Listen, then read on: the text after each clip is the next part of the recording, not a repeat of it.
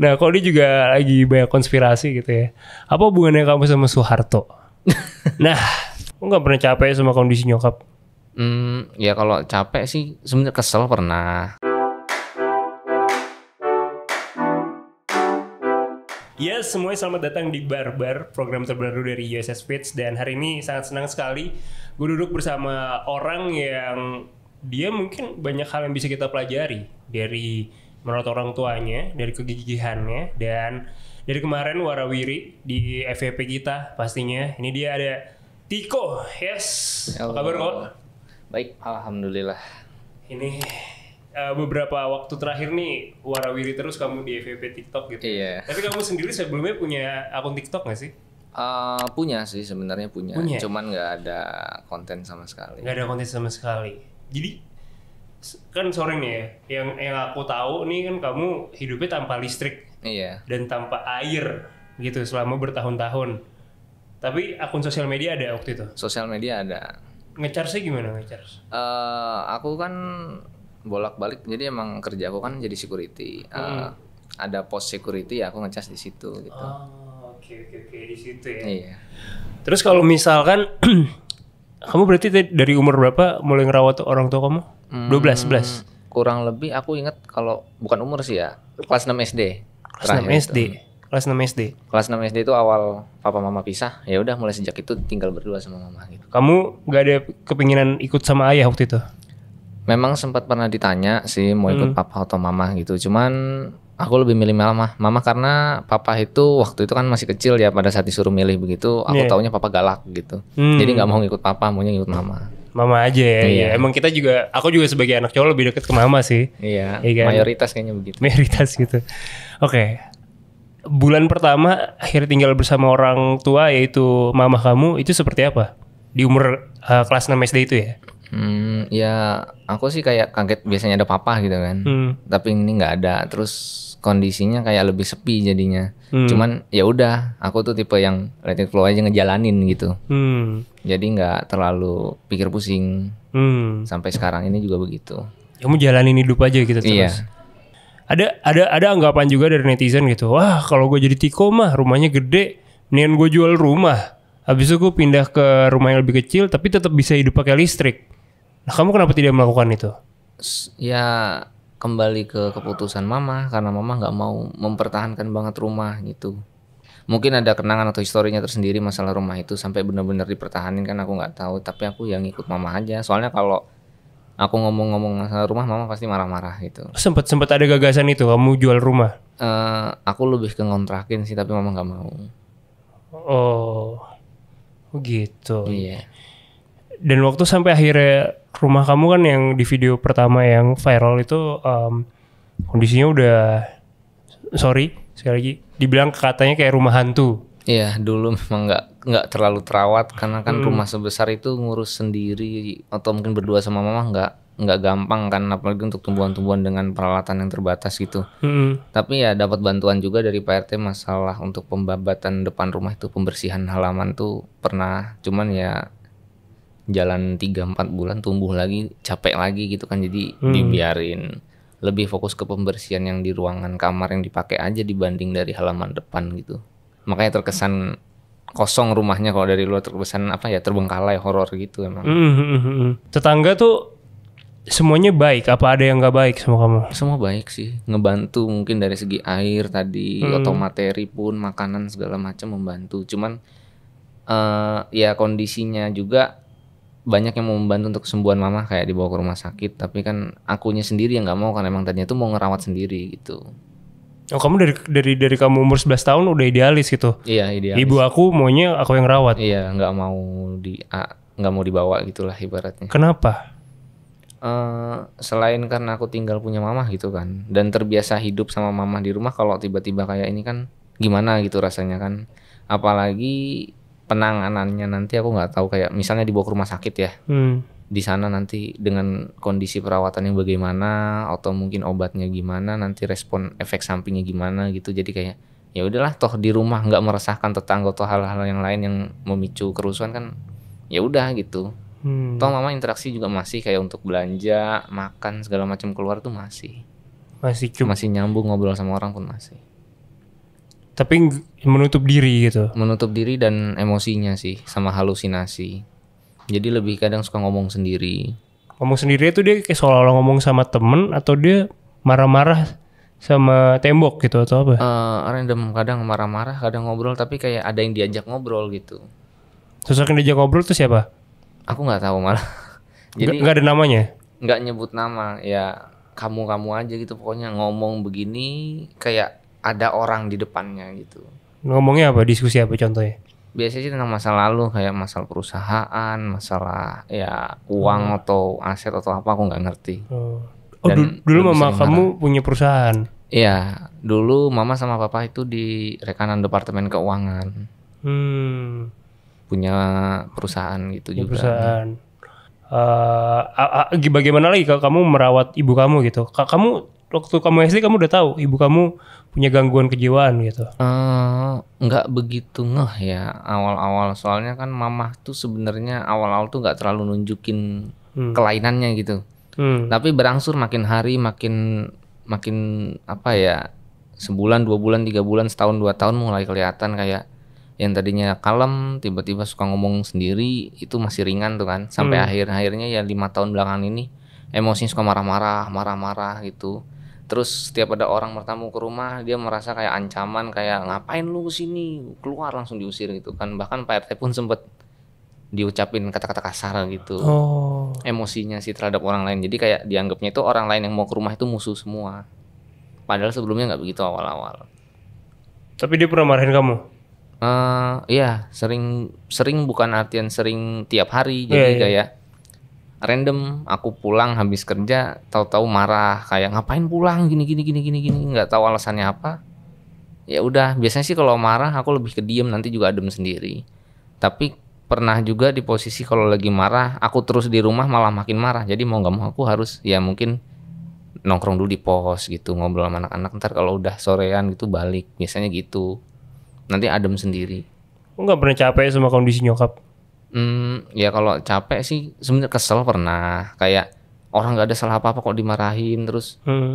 Suka ngomong sendiri, kadang teriak-teriak banting-banting barang, bukan pecah belah tapi biasanya tuh banting-banting barang. Nah kayak ngapain, tapi ya kembali ke mikirin kondisi mama itu, jadi ya udah gitu, mau gimana lagi. Berarti dari SD udah tahu kalau mama punya gangguan. Iya. Dan akhirnya sekarang mamanya Tiko atau alias Ibu Eni gitu ya, ini kan juga sekarang kemarin sempat dapat penanganan juga ya jadinya. Iya, di rumah sakit. Sampai akhirnya kamu, kan tadi kamu sangat menentang nih dengan penanganan medis, sampai akhirnya kamu merelakan tuh gimana? Awalnya ya emang aku menentang banget, karena ya udah gitu, pengen di rumah aja gitu mama kan. Kembali ke ketakutan yang tadi aku bahas. Jadi aku bisa merelakan tuh karena posisinya waktu itu kan banyak yang membantu, yang nggak bisa aku sebutin satu persatu, banyak lah. Dan emang mungkin waktunya juga gitu kan, mereka pun ngebujuk ya mungkin ini yang terbaik, kalau nggak dicoba kapan lagi, karena pada saat itu juga mumpung banyak yang membantu gitu kan, takutnya nggak ada kesempatan, jadi ya udahlah dicoba gitu kan, toh pasti pun yang membantu pun sampai penyembuhan mama nanti selesai pun bertanggung jawab gitu. Dan akhirnya ya alhamdulillah sekarang kondisinya lebih baik dari sebelumnya gitu. Pas dijemput gimana ibu kamu kondisinya? Berontak. Marah tuh? Iya, marah, mukul segala macem. Cuman kan emang dibantu sama dinas sosial waktu itu kan untuk dibawa, mereka kan juga udah terbiasa menangani ODGJ kan. Jadi ya akhirnya bisa dengan aman dan sampai ke rumah sakit selamat, itu nggak ada masalah apa-apa. Oke, gokil ya. Kalau once nanti ibu kamu meninggal, mental seperti apa yang kamu persiapkan untuk berpisah?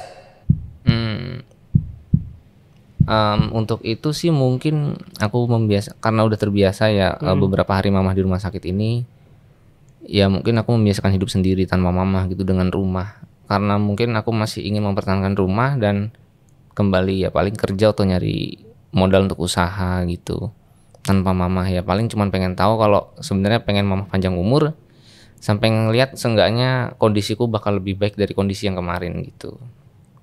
Kamu akan fight untuk bikin mama kamu bangga berarti. Iya. Walaupun kamu tahu hari itu akan datang pasti kan? Pasti, itu udah ya, siapapun yang datang pasti bakalan pergi gitu, kayak yang namanya kita lahir pasti akan dipanggil kembali. Kamu lebih milih kamu meninggal dulu atau ibu kamu yang meninggal duluan?